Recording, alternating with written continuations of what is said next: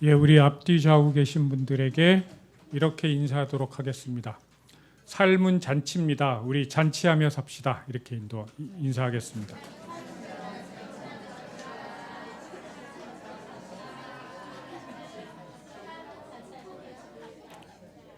그러니까 우리 어린이들처럼 살면 돼요.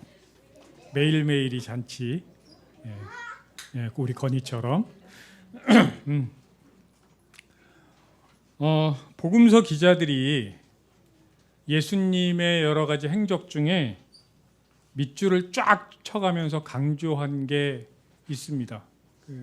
굉장히 중요하게 강조한 게 식탁 교제입니다. 예수님은 수시로 밥을 드셨고 수시로 사람들과 함께 밥을 드셨습니다.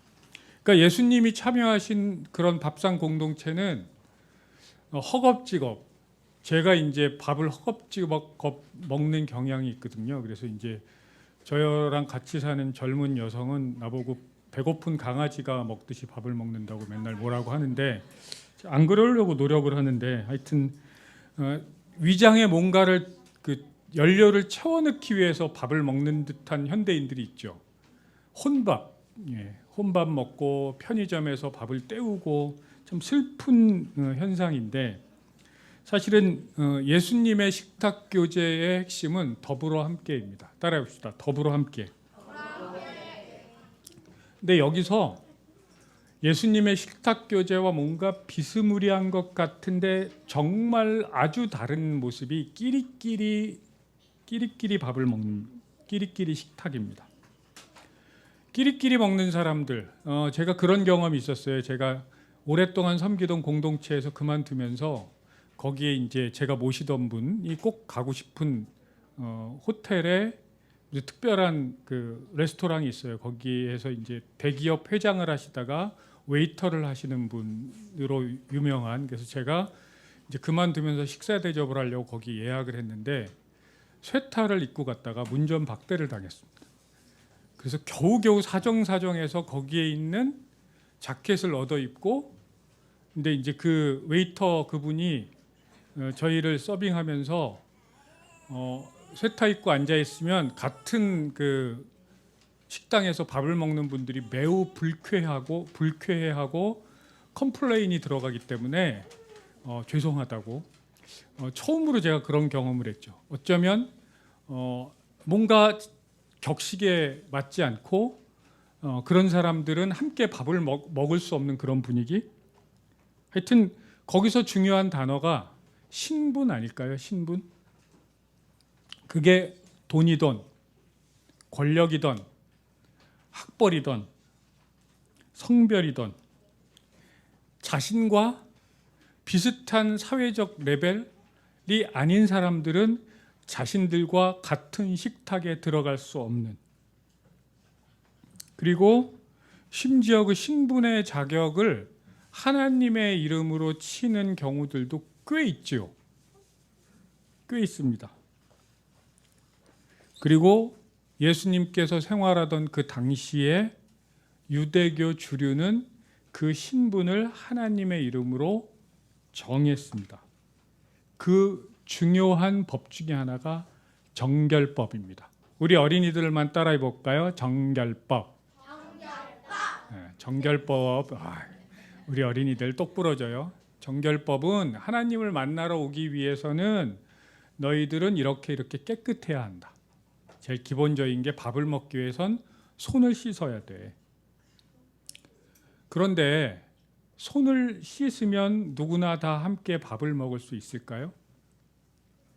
그 당시에 유대인들이 아주 함께 밥을 먹기 싫어하는, 아니 먹을 수 없다고 생각하는 사람들이 있었어요. 대표적인 사람들이 이방인들, 유대인이 아닌 외국인들이죠. 그리고 죄인이라고 손가락질하는 사람들, 부정한 사람들, 뭔가 도덕적으로 문제가 있거나 율법적으로 문제가 있는 사람들, 장애인들이나 아니면 하찮은 계층에 남성들이 모여 있는데 여성이 끼지 못한다든지, 그들은 손을 씻는 걸 넘어서 목욕을 하고 소독까지 해도 그들은 여전히 부정한 사람들이었습니다. 그런데 예수님의 식탁에서는 그 부정한 사람들이 초대됩니다. 예수님은 그걸 하나님 나라라고 말씀하고 계셔요. 그러니까 정결법을 지키고 사람들을 구분하고 밥을 먹을 수 있는 사람과 먹을 수 없는 사람을 하나님의 이름으로 구분하는 것. 예수님은 이렇게 말씀하고 계시는 거예요. 그거 하나님 나라 아닌데.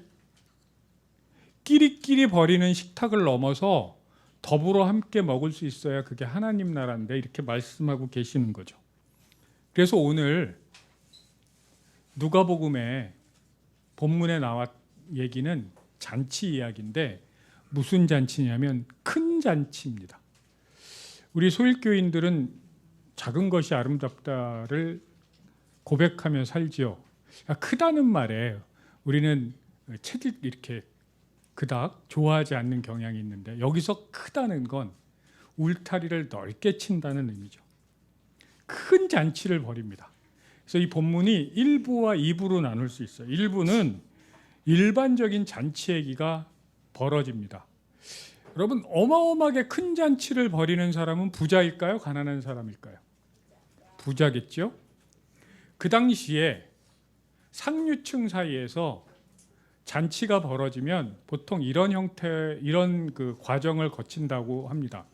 며칠 전에 물어보는 거예요. 지효한테 가서, 지효야, 5일 뒤에 우리 집에서 큰 잔치가 있을 거야. 너 올 수 있어? 그럼 지효 뭐라 그럴 거예요? 튕기는데요. 예. 각본대로 안 되고 있어요. 가은아, 가은이는 올 거야? 예, 여기가 싫다 그러니까 여기도 싫다 그러겠죠. 예, 그러면 우리 어린이들한테 말하면 안 올 거라고 다 말할 것 같아요. 지금 눈빛들이.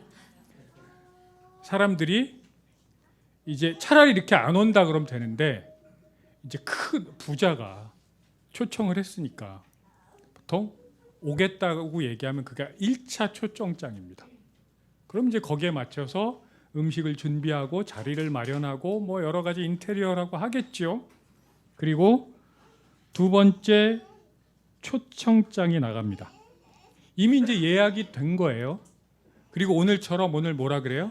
잔치하기 직전에 당일날 이제 진짜 찾아가서 컨펌을 하고 초대를 합니다.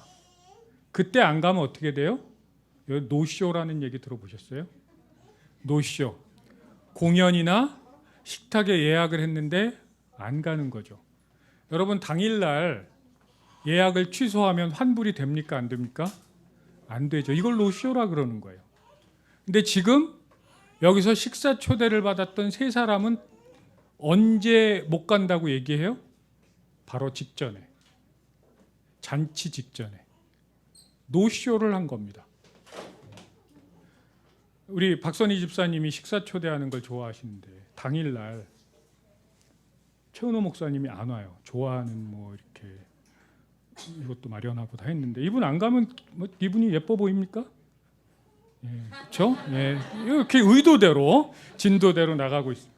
화가 나죠. 여러분 생각을 해보세요. 잔치를 준비했는데 이 세 사람만 안 간 것 같진 않아요. 많은 사람들이 빠진 느낌이죠. 굉장히 주인이 화가 났습니다. 그러니까 그 당시에 큰 잔치를 준비했는데 잔치가 잘못되는 건 그냥 밥 한 끼 안 먹는 게 아니라 그 주인의 사회적 명성, 얼굴에 먹칠을 하는, 명예를 훼손하게 하는 그런 중대한 행위였습니다. 그러니까 망신을 주는 겁니다.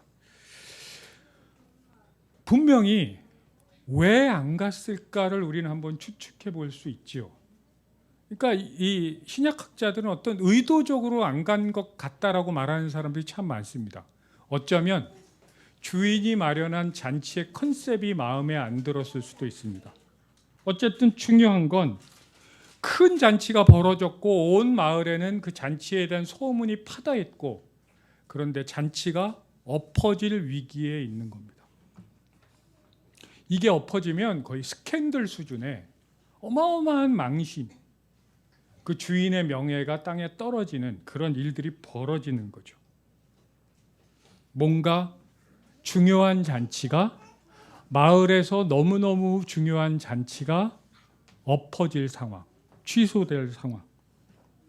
예수님은 이렇게 말씀하고 계십니다. 하나님이 찾아오셨어, 너희들. 그리고 너희들에게 큰 잔치를 벌였는데 지금 유대인이라고 정결법을 잘 지킨다고 말하는 너희들에 의해서 하나님 나라가 거부된 거야. 예수님은 일부에서 이 메시지를 전하고 계시는 겁니다. 저는 언젠가도 그런 얘기를 했지만 예수님의 좌우명은 아마 파티는 지속돼야 된다. 첫 번째 기적, 무슨 파티죠? 가나의 혼인잔치에서 술이 떨어졌습니다. 뭐 굳이 개입을 안 하셔도 될 것 같은데 끊어질 잔치를 지속시키죠. 예수님은 늘 함께 밥을 드셨고 돌아가시기 바로 전날 밤에 잔치를 여셨고 너희들은 나를 기억해서 모일 때마다 그 잔치를 해야 돼. 그 잔치가 뭐예요? 성만찬이잖아요. 그리고 여기서 중요한 잔치는 무조건적으로 어떤 제약도 어떤 신분의 규제도 없고 누구나 올 수 있는 잔치. 그래서 예수님은 이제 잔치를 취소하시는 대신에 잔치를 전혀 다른 색깔로 만듭니다. 시내 거리와 골목으로 나가서, 어디요? 거리와 골목으로 나가서 누구를 초대하냐면 가난한 사람들, 지체에 장애가 있는 사람들, 다리 저는 사람들을 다 데려와라. 정결법을 지킬 수 없는 사람들, 정결법의 범위 밖으로 나가 있는 사람들, 즉 부정한 존재들이었습니다. 주인은 그동안 사람들이 하나님의 명령이라고 생각하고 준수했던 법, 그걸 무효화시키고 새로운 기준을 제시합니다. 이제 잔치의 기초판이 바뀌는 거예요. 천국이, 그 당시에 사람들이 가지고 있었던 천국, 그 당시 사람들이 가지고 있었던 하나님 나라가 다른 거라고 예수님은 말씀하고 계시는 거죠. 뭐만 하면 되냐면 당신이 유대인 남성이 아니어도 돼. 정결법을 지킬 수 없는 상황이어도 괜찮아. 뭐면 되냐면 그 잔치에 동의만 하면 돼. 그 초대에 예스만 하면 된다고. 뭐만 하면 된다고요? 예스. 응답만 하면 그 사람이 유대인이든 남성이든 여성이든 죄인이든 이방인이든 상관없이 큰 잔치가 열리는 겁니다. 그리고 재밌는 건요, 그렇게 사람들을 막 초대하는데 잔치의 자리가 너무 커서 거리에서 골목에서 사람들을 그냥 막 불러왔는데도 아직도 다 채워지지 않았어요. 하나님 나라는 그렇게 크고 넉넉한 것이라는 거죠. 하나님 나라의 자리는 충분히 있다는 거죠. 그래서 2차로 더 많은 사람을 초청합니다. 큰 길, 이제 범위가 더 넓어지죠. 울타리로 나가서 뭐라 그래요? 사람들을 억지로라도 데려와서 내 집을 채워라. 여러분, 잔치의 범위가 넓어질수록 정결법을 지킬 수 있는 가능성이 많아질까요? 옅어질까요? 옅어지겠죠. 그냥 소위 말해서 속된 말로 개나 소나 다 오는 거예요. 하나님 나라는 이런 거라고 예수님 지금 노골적으로 말씀하고 계시는 겁니다. 원래 정결법은요, 하나님과 인간 사이를 연결하는 법이었어요. 하나님을 더 가깝게 알기 위해서, 하나님과 더 긴밀히 연결되기 위해서 만든 법이에요. 근데 그 법이 사람과 사람을 단절시키고 하나님을 오해하게 하고 오히려 하나님과 사람 사이를 벌어지게 만드는 장벽이 되고 있습니다. 그게 종교적, 사회적 특권으로 바뀐 거죠. 아무나 하나님 앞으로 올 수 없도록 돼버린 거죠. 그래서 예수님은 이 특권을 사라지게 만들고 이제 원래 뜻은 뭐냐면 하나님 나라는 큰 잔치를 벌이는 거야. 울타리 너머까지 가서 길가에 가서 오기 싫다는 사람도 초청하는 거야. 억지로라도. 원하지 않는 사람들까지 잔치에 오도록 하는 거예요. 하나님 나라는 그런 거라는 거죠. 여러분, 우리들에게 삶이 주어지죠. 때로는 사는 게 참 힘들다고 느껴질 때가 있죠. 옛날에 우리 어린이 중에 누구라고 얘기할 수는 없지만 저한테 그러더라고. 어린이 소그룹 때 사는 게 힘드시대요, 이분이. 근데 저는 그게 공감이 됐어요. 가기 싫은 학교 얼마나 가기 싫을까? 그치, 우리 청소년들? 삶이 주어져요. 그리고 그 삶은 내가 선택한 건 아니에요. 엄마 아빠의 사랑의 열매로 내가 태어났는데, 근데 그 삶은 때로는 너무 힘들죠. 삶은 지속되죠. 억지로라도. 근데 예수님은 이렇게 말씀하는 거죠. 억지로 주어진 것일지라도 하나님 나라는 잔치야. 우리가 큰 잔치에 함께 참여하는 게 우리의 삶이야라고 말씀하고 계십니다. 예수님은 왜 주인이 왜 이렇게까지 하려고 할까? 그냥 억지로라도 사람을 채우는 거예요. 이제 잔치는 선택의 문제가 아니라 당연히 그래야 하는 것, 당위의 문제로까지 갑니다. 왜 이렇게까지 주인은 할까? 이걸 어떤 신학자는 이렇게 말합니다. 하나님 나라는 어디에서부터 시작하냐면 새로운 백성으로부터 시작하고 현존한다고. 하나님 나라에 백성이 없으면 하나님 나라는 없는 거라고. 거기서 시작하고 현존한다고. 여러분, 제가 현존이라는 단어를 말할 때마다 여러분 참 좀 어렵지 않습니까? 저는 이 개념이 참 설명하기 쉽지 않고 참 어려운 개념인 것 같아요. 근데 어떤 신학자가 이걸 너무나 가슴에 와닿게 해설을 했어요. 현존한다는 말은 신학적인 얘기니까 여러분 조금 집중해서 들어주세요. 현존한다는 말은 어떤 물체나 공간에 의해서 지배당하지 않고 우리가 살아가고 있는 이 세상 있잖아요. 대한민국이라는 이 땅, 그리고 우리 주어진 삶의 조건, 상황, 여기에 지배받지 않고 오히려 그곳에 영향을 끼치는 방식으로 존재한다. 내가 거기에로부터, 우리가 사는 이 삶으로부터, 세상으로부터 지배당하지 않고 오히려 거기에 영향을 끼치는 방법으로 존재하는 이걸 현존한다라고 얘기할 수 있다는 거죠. 여러분, 우리가 왕왕 놀라운 자연을 바라볼 때가 있습니다. 우리 어린이들 제주도 잘 갔다 와. 시은이 제주도 즐거웠어? 행복했어? 시은이 표정이 거의 뭐 얼굴에 광채가 나요. 예. 비록 비 오는 제주도지만 그런 시간들을 가지면 우리한테 지속적으로 영향을 끼치죠. 좋은 사람과의 만남, 때로는 좋은 작품들을 보며. 고전이 뭐예요? 시공간을 초월해서 지속적으로 우리에게 어떤 영향을 끼치는 거죠. 그런 것들이 우리 안에 현존한다고 말할 수 있겠죠.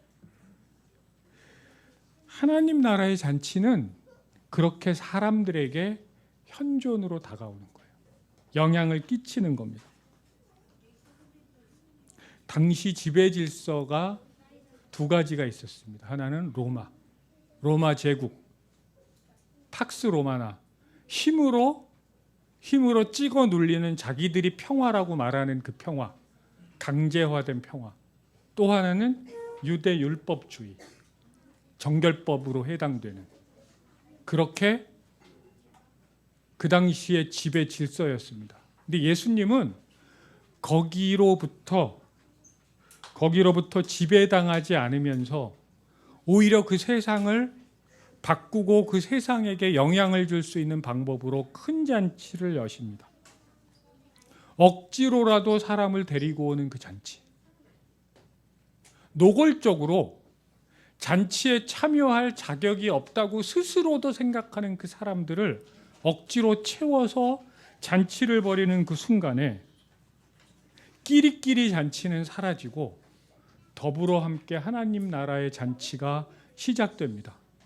그렇게 잔치에 참여한 사람들은 일상생활에서 새로운 영향력을 갖게 된다는 거죠. 하나님 나라는. 끼리끼리 식탁은 이웃이 많은 게 좋을까요? 좁아지는 게 좋을까요? 그렇죠. 좁을수록 좋습니다. 끼리끼리가 적어들수록 자기들의 특권은 더 올라가고, 뭐 VIP 병동이라는 게 그렇다면서요. 많아지면 오히려 인기가 없다고. 갈 수 있는 사람이 돈이 문제가 되지 않으니까. 그런데 예수님께서 만드신 큰 잔치는 이웃이 무한대로 늘어날수록 좋습니다. 이웃이 그냥 많아질수록 좋은 거예요. 인종, 종교, 계층, 젠더 뭐 이런 걸 다 뛰어넘어서, 심지어는 인간을 뛰어넘어서 생태계까지 이웃이 넓어지는 것, 그게 하나님 나라의 잔치. 하나님 나라와 이웃의 확장은 연결이 돼 있다라는 거죠. 그래서 하나님이 아담과 하와를 만들고 뭐라 그래요? 생육하고 번성하라고. 이걸 지금 오늘 우리 설교 주제로 얘기하면 이웃을 무한 확장해 나가라. 모든 자연 피조물이 네 이웃이다. 이스라엘 민족의 시조세인 아브라함에게도 오늘 본문을 통해서 뭐라고 말해요? 너는 복의 수호자가 되라고 말씀하지 않으셨고 복의 근원이 되라. 너를 통해서 사람들은 복을 받을 것이다.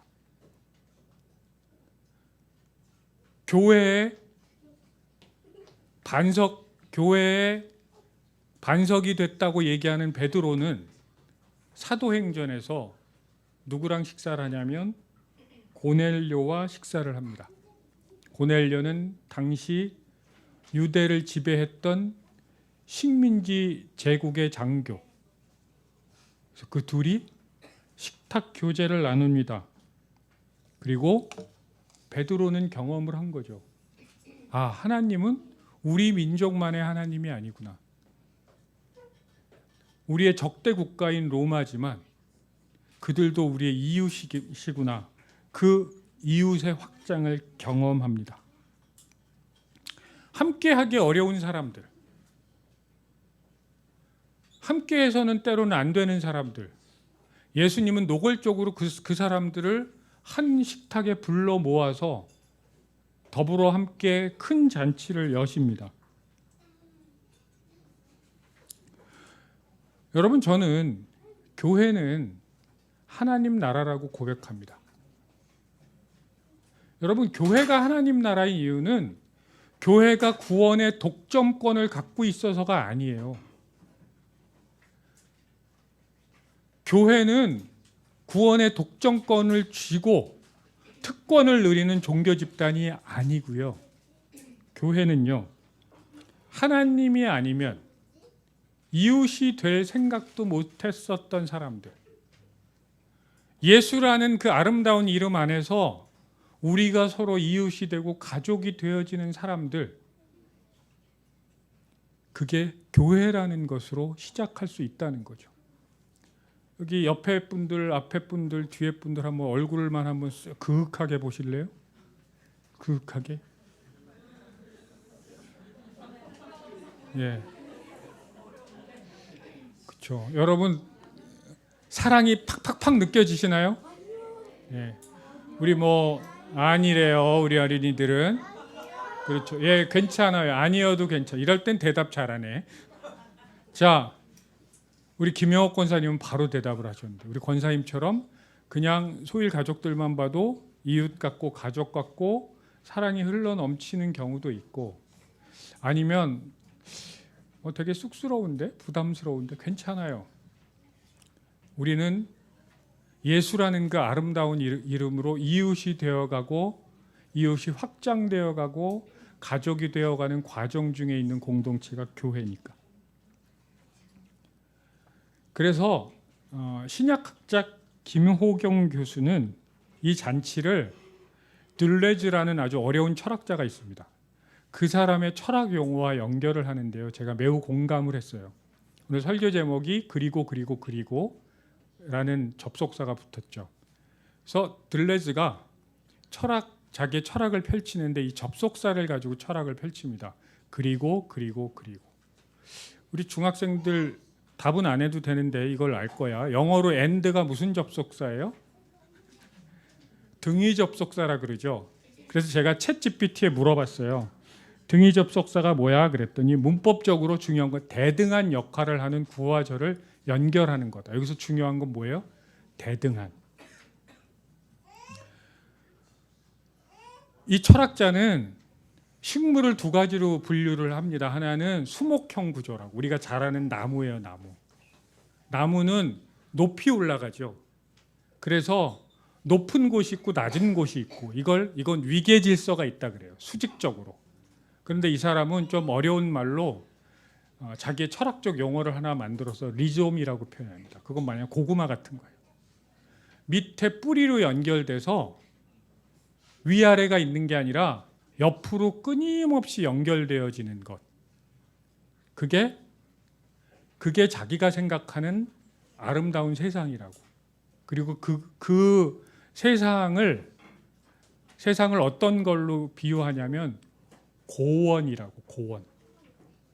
우리나라는 고원을 보기가 어렵죠. 제가 이제 북한을 자유롭게 갈 수 있으면 제가 가보고 싶은데 두 군데가 있는데 평양에 가서 옥류관에서 냉면을 한번 먹어보고 싶고요. 예, 그때 한번 갑시다. 그리고 또 하나 개마고원을 한번 가보고 싶어요. 우리나라에도 그 고원은 어떤 모습일까? 제가 걸었던 인상적인 고원은 산티아고에 있는 메세타 고원이었습니다. 한 몇십 미터 올라갔을까요? 언덕처럼 올라가다가 그 다음부터 한 10일 정도 되는 고원이 쫙 펼쳐집니다. 우리 목사 셋이 가장 공통적으로 좋아했던 곳이 그 메세타였습니다. 그냥 눈앞에 평지가 쫙 펼쳐져요. 어떻게 보면 저는 그걸 자연을 보면서 무슨 생각을 하냐면 이런 자연을 보고 자란 사람은 위계 질서가 좀 덜 느껴지지 않을까? 우리는 한 발자국만 걸으면 산을 넘어야 되잖아요. 서로 연결된. 그래서 들레즈는 이게 모든 존재를 공평하게 연결하는 구조라고. 그리고 이걸 접속사로 말하면 동등하게 그리고로 얘기할 수 있다고. 이 세상의 창조주의자 주인이신 하나님께서는 우리가 경험해 볼 수 없는 세계를 우리에게 펼쳐주십니다. 그게 큰 잔치예요. 조건 없어도 돼. 없을수록 좋아. 누구나 와야 돼. 억지로라도. 삶은 누구에게나 억지로 주어지는 거야. 그리고 이 고원의 형태로 우리에게 잔치를 주십니다. 자, 보세요. 시내의 거리를 서성이는 사람들. 그리고 골목에 쭈그리고 앉아 있었던 사람들. 그리고 큰 길을 할 일 없이 어슬렁거리고 있었던 사람들. 그리고 울타리가를 넘어가고 있는 사람들. 그리고 가난한 사람들. 그리고 지체 장애가 있는 사람들. 그리고 눈먼 사람들. 그리고 다리 저는 사람들. 누구도 주인공일 수 없고 누구도 주변인이지 않습니다. 모두 똑같은 사람들.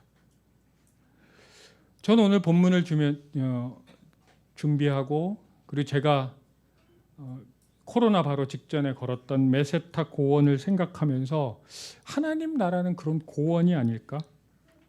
우리가 초대받은 하나님 나라의 잔치는 지효의 집, 그리고 가은인의 집, 그리고 서한의 집, 그리고 세현이네 집, 그리고 건효네 집, 그리고 준우네 집, 그리고 윤수리네 집, 그리고 온유네 집, 그리고 시아네 집, 그리고 건희네 집, 그리고 서진이네 집. 이런 집들로 서로 연결이 돼 있는 거예요. 우월 없이. 우리가 선한 사마리아인 캠페인의 계절이 다가왔죠. 우리가 처음에 노숙인들을 우리 이웃으로 고백했습니다. 그리고 미혼 한부모 가족들, 그리고 18 어른 그 청년들, 그리고 세월호 가족들, 그리고 이태원 참사 가족들, 그리고 외국에서 온 난민들, 그리고 올해 또 누군가 선한 사마리아인이 돼서 우리가 만날 그 이웃들. 그렇게 그리고로 연결된 잔치들은 세상 끝날까지 이어질 것입니다. 우리도 큰 잔치를 여는 그 주인과 함께 그 잔치를 준비할 것입니다. 여기서 하나님 나라의 잔치를 거부하는 사람들이 있어요. 원래 초대됐던 사람들, 그리고 본인 스스로가 자기들이 생각하는 잔치의 모습, 큰 잔치는 아니었을 겁니다. 지금 이 땅 위에도 그 잔치를 거부하고 그 잔치를 방해하는 사람들이 있습니다. 그리고가 싫다는 거죠. 너와 내가 왜 그리고로 연결돼야 돼? 왜 등위 접속사로 연결돼야 싫어? 나는 너희보다 높아야 돼. 그걸 생각하는 사람들. 그들은 하나님 나라의 잔치를 거부하는 사람들입니다. 그런데 예수님은 그것과 상관없이 새로운 잔치를 준비하십니다. 그리고 잔치는 계속될 거라고, 무슨 일이 있어도. 그걸 거부하고 방해하는 사람들이 아무리 힘이 있고 영향력이 있어도 하나님 나라에서는 아무것도 아니라고. 그리고 끊임없이 나와 그리고 너 그리고 우리로 이어지는 그런 잔치, 그리고 그 하나님께서 만드시는 그 잔치는 우리와 함께 영원할 것입니다. 함께 기도하겠습니다.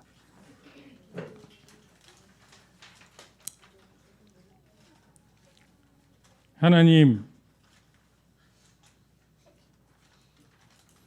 새로운 잔치를 통해서 조건 없이 우리를 초대하시고, 우리가 자격이 없을지라도, 아니 우리가 그것을 거부할지라도 여전히 그 잔치로 이끌어 주셔서 감사합니다. 그리고 우리도 그 잔치를 벌이는 사람들 되게 하여 주시옵소서. 예수님의 이름으로 기도합니다. 아멘.